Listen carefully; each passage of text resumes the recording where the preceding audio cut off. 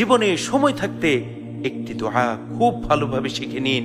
যদি কখনো আপনার মনে হয় আপনার পেছনে শত্রু লেগে গেছে, কেউ আপনার ক্ষতি করতে চাইছে, তখন বেশি বেশি ইখলাসের সাথে এই দোয়া পাঠ করুন, যে দোয়া স্বয়ং আল্লাহ রাসূল সাল্লাল্লাহু আলাইহি ওয়াসাল্লাম শত্রুদের বিরুদ্ধে পাঠ করতেন। সেই দোয়াটি হচ্ছে আল্লাহুম্মা মুনজিলাল কিতাব সারিআল হিসাব ইহজিমিল আহজাব ইহজিমহুম ওয়াজালজিলহুম। হে আল্লাহ, হে কিতাব নাজিলকারী সত্তা, হে দ্রুত হিসাব গ্রহণকারী, আপনি শত্রুদেরকে পরাজিত করুন, তাদেরকে বিনাশ করে দিন, তাদের অন্তরের মধ্যে ভয় ধরিয়ে দিন। কি চমৎকার দোয়া আল্লাহ রাসূল সাল্লাল্লাহু আলাইহি ওয়াসাল্লাম আমাদেরকে শিখিয়ে দিয়েছেন। সুবহানাল্লাহ।